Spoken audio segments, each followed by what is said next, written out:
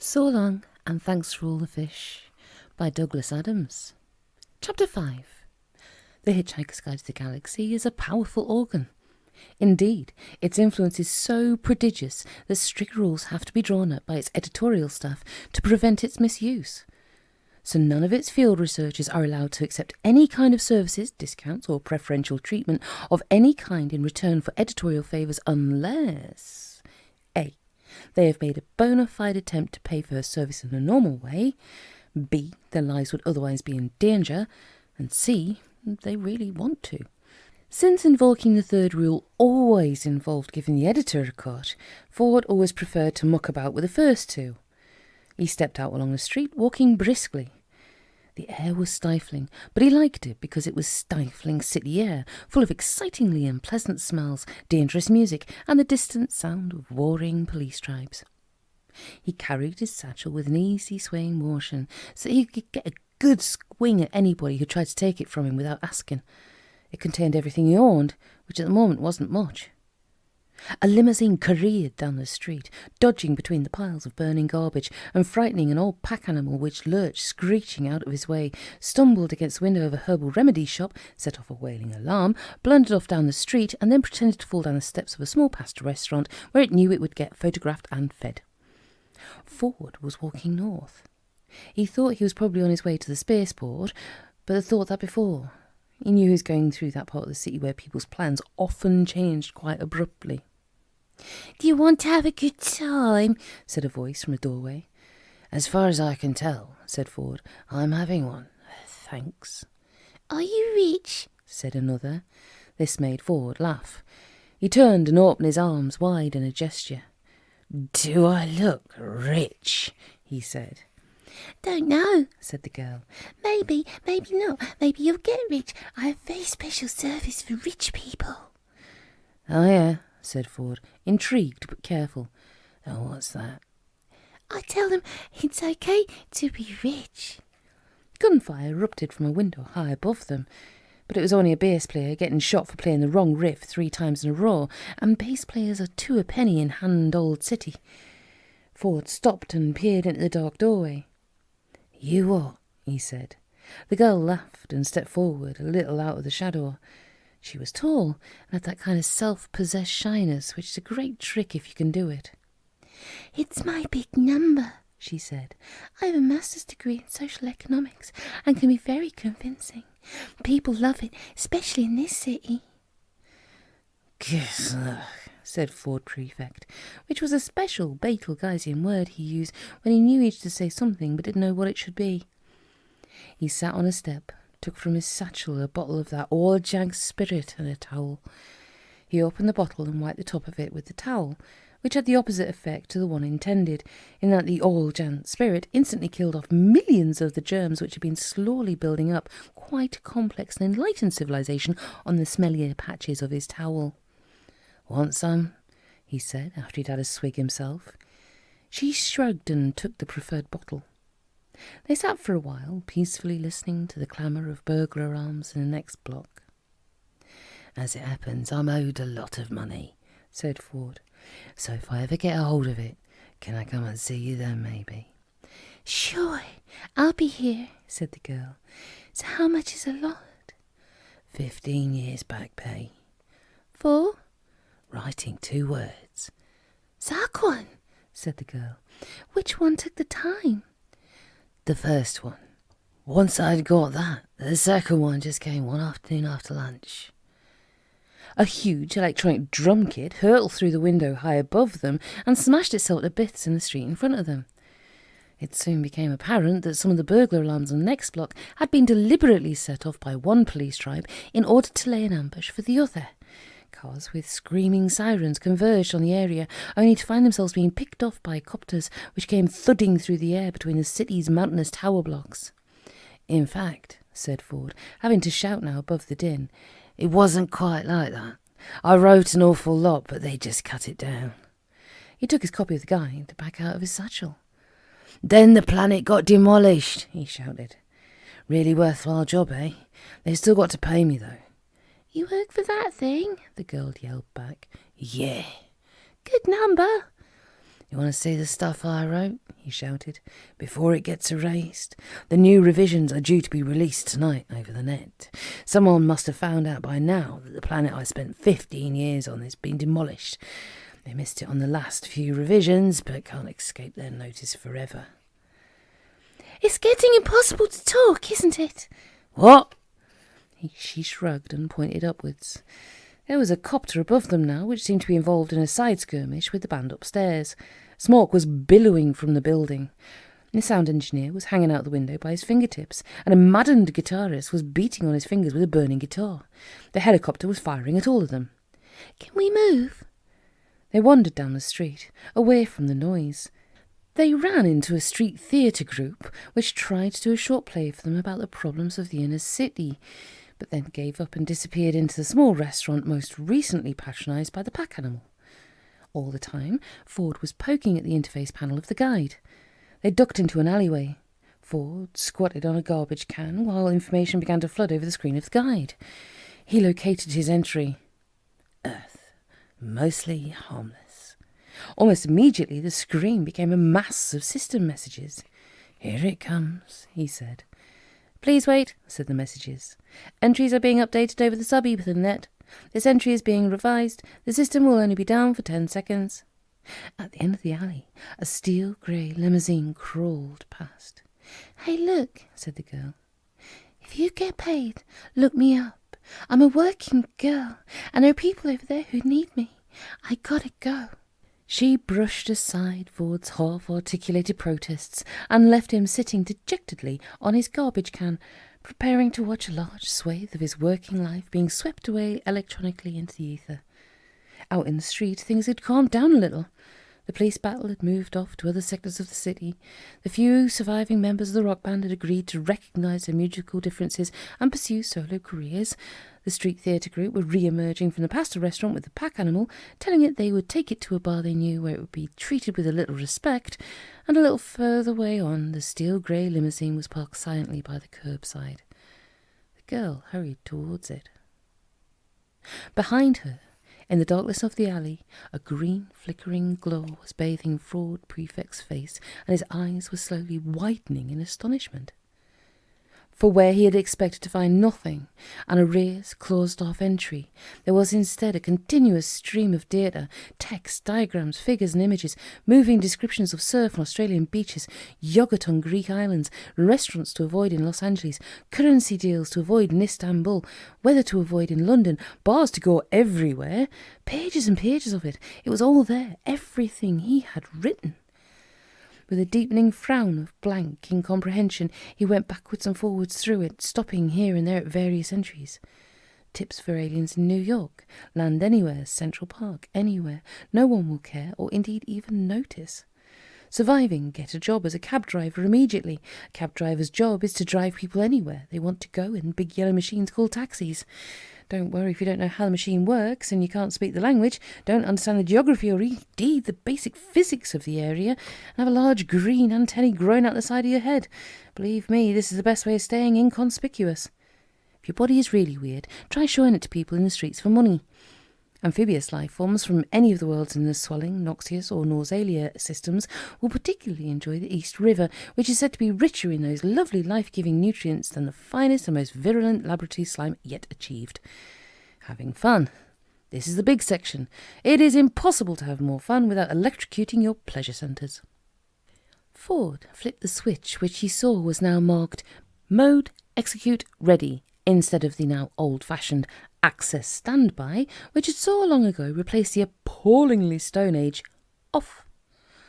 This was a planet he had seen completely destroyed, seen with his own two eyes, or rather blinded as he'd been by the hellish disruption of air and light, felt with his own 2 feet as the ground had started to pound at him like a hammer, bucking, roaring, gripped by tidal waves of energy pouring out the loathsome yellow Vogon ships.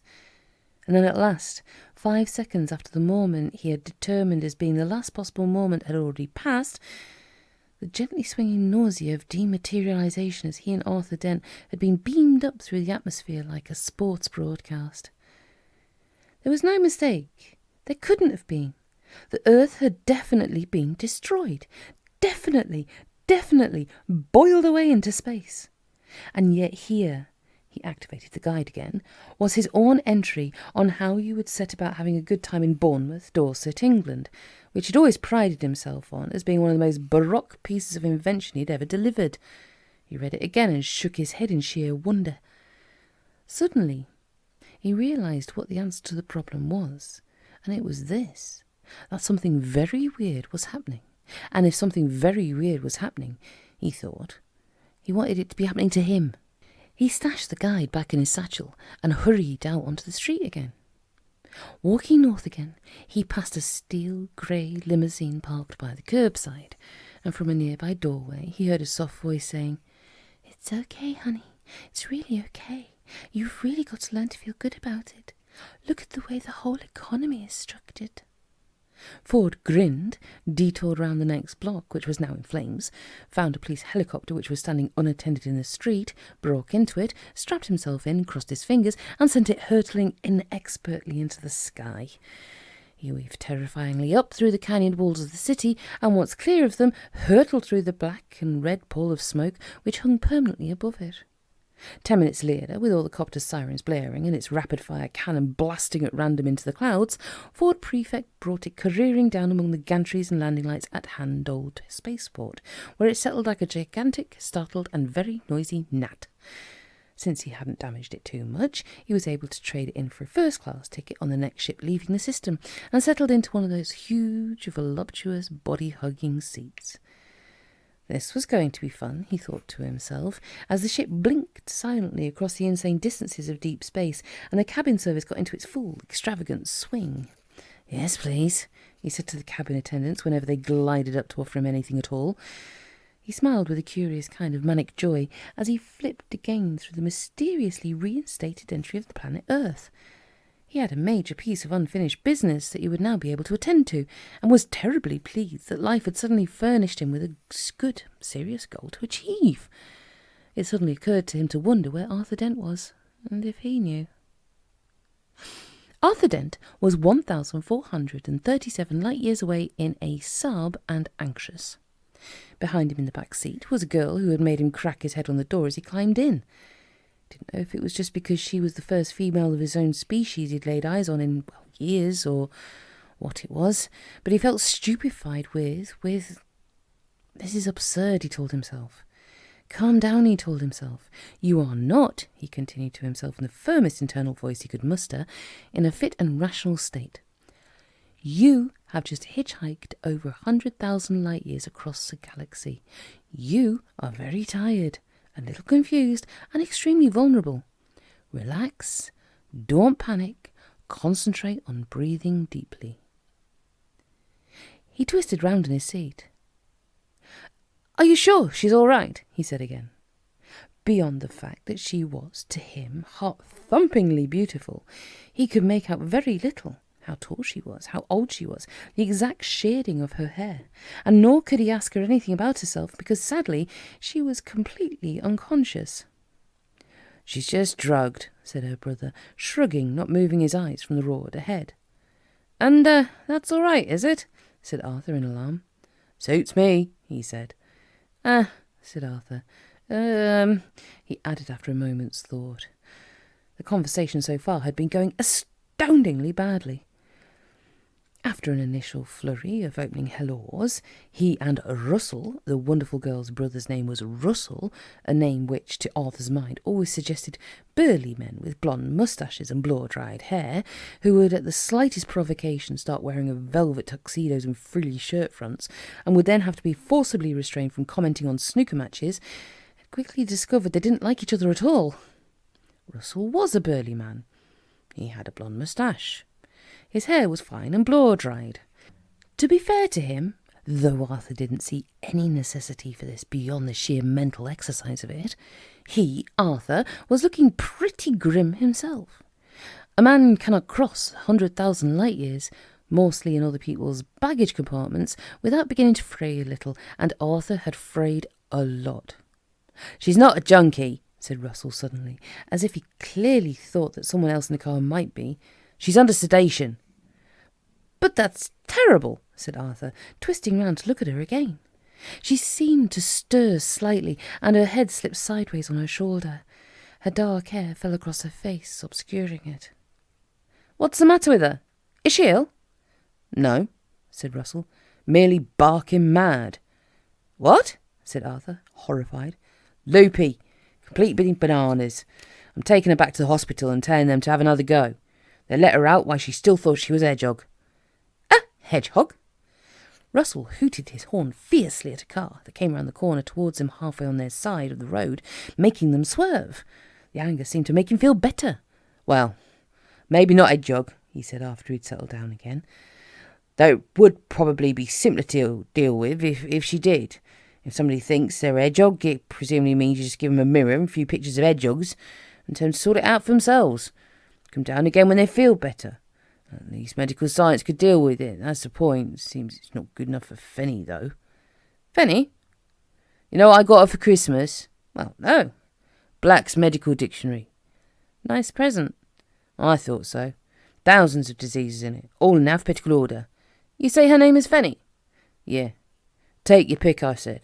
"Anything in here can be dealt with. Proper drugs can be prescribed. But no, she has to have something different, just to make life difficult. She was like that at school, you know." "Was she?" "She was. Fell over playing hockey and broke a bone nobody had heard of." "I can see how that would be irritating," said Arthur doubtfully. He was rather disappointed to discover her name was Fenny. It was a rather silly, dispiriting name, such as an unlovely maiden aunt might vaunt herself if she couldn't sustain the name Fenella, probably. "Not that I wasn't sympathetic," continued Russell, "but it did get a bit irritating. She was limping for months." He slowed down. "It's your turning, isn't it?" "Ah, no," said Arthur. 5 miles further on, if that's all right." "Okay," said Russell, after a very tiny pause to indicate that it wasn't, and speeded up again. It was, in fact, Arthur's turning, but he couldn't leave without finding out something more about this girl who seemed to have taken such a grip on his mind without even waking up. He could take either of the next 2 turnings. They led back to the village that had been his home, though what he would find there he hesitated to imagine. Familiar landmarks had been flitting by, ghost-like in the dark, giving rise to the shudders that only very normal things can create, when seen where the mind is unprepared for them, and in an unfamiliar light. By his own personal timescale, so far as he could estimate it, living as he had been under the alien rotations of distant suns, it was 8 years since he had left, but what time had passed here he could hardly guess. Indeed, what events had passed were beyond his exhausted comprehension, because this planet, his home, should not be here. 8 years ago, at lunchtime, this planet had been demolished, utterly destroyed by the huge yellow Vogon ships which had hung in the lunchtime sky as if the law of gravity was no more than a local regulation, and breaking it no more than a parking offence. "Delusions," said Russell. "What?" said Arthur, startled out of his train of thought. "She says she suffers from strange delusions, that she's living in the real world. It's no good telling her that she is living in the real world, because she just says that's why the delusion's so strange. Don't know about you, but I find that kind of conversation pretty exhausting. Give her the tablets and piss off for a beer is my answer. I mean, you can only muck about so much, can't you?" Arthur frowned, and not for the first time. "Well, and all this dreams and nightmare stuff, and the doctor's going on about strange jumps in her brainwave patterns." "Jumps?" "This," said Fenny. Arthur whirled round in his seat and stared into her suddenly open but utterly vacant eyes. Whatever she was looking at wasn't in the car. Her eyes fluttered, her head jerked once, and then she was sleeping peacefully. "What did she say?" he asked anxiously. "She said this." "This what?" "This what? How the heck should I know? This hedgehog, that chimney pot, the other pair of Don Alfonso's tweezers. She's barking mad. Thought I'd mentioned that." "You don't seem to care very much," Arthur tried to say as matter-of-factly as possible, but it didn't seem to work. "Look, Buster." "Okay, I'm sorry. It's none of my business. I didn't mean it to sound like that," said Arthur. "I know you care a lot, obviously," he added, lying. "I know that you have to deal with it somehow. You'll have to excuse me. I just hitched from the other side of the Horsehead Nebula." He stared furiously out of the window. He was astonished that of all the sensations fighting for room in his head on this night as he returned to the hall that he thought had vanished into oblivion forever, the one that was compelling him was an obsession with this bizarre girl of whom he knew nothing other than she had said this to him, and that he wouldn't wish her brother on a Vorgon. So, what were the jumps, these jumps that you mentioned? He went on to say as quickly as he could. Look, this is my sister. Don't even know why I'm talking to you about. Okay, I'm sorry. Perhaps you better let me out. This is... At the moment he said it, it became impossible, because the storm which had passed them by suddenly erupted again. Lightning belted through the sky, and someone seemed to be pouring something which closely resembled the Atlantic Ocean over them through a sieve. Russell swore and steered intently for a few seconds as the sky blattered at them. He worked out his anger by rashly accelerating to pass a lorry marked McKenna's all-weather haulage. The tension eased as the rain subsided. It started with all that business of the CIA agent they found in the reservoir. Then everybody had all the hallucinations and everything. You remember? Arthur wondered for a moment whether to mention again that he'd just hitchhiked back from the other side of the Horsehead Nebula and was for this and various other related and astounding reasons a little out of touch with recent events. But he decided it would only confuse matters further. No, he said. That was the moment she cracked up. She was in a cafe somewhere, Rickmansworth. Don't know what she was doing there, but that was where she cracked up. Apparently she stood up, calmly announced that she had undergone some extraordinary revelation or something, wobbled a bit, looked confused, and finally collapsed screaming into an egg sandwich. Arthur winced. I'm very sorry to hear that, he said, a little stiffly. Russell made a sort of grumping noise. So what, said Arthur in an attempt to piece things together, was a CIA agent doing in the reservoir? Bobbing up and down, of course. He was dead. But what? Come on. You remember all that stuff? The hallucinations. Everybody said it was a cock-up. The CIA trying experiments in drug warfare or something. Some crackpot theory that instead of invading a country, it'd be much cheaper and more effective to make everyone think they'd been invaded. What hallucinations were those exactly? Said Arthur in a quiet voice.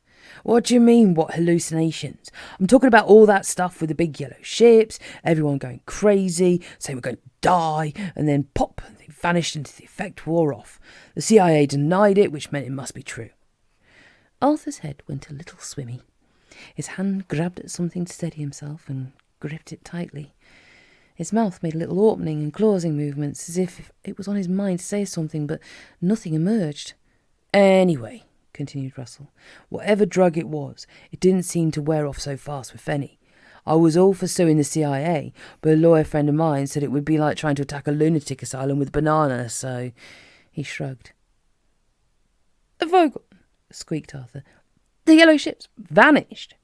Well, of course they did. They were hallucinations, said Russell, and looked at Arthur oddly.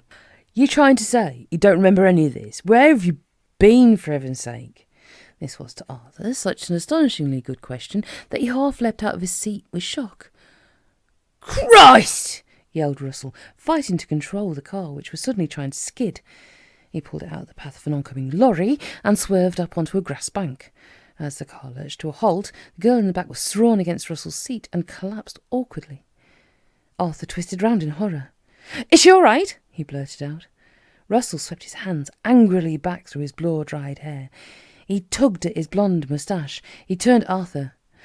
Would you please, he said, let go of the handbrake.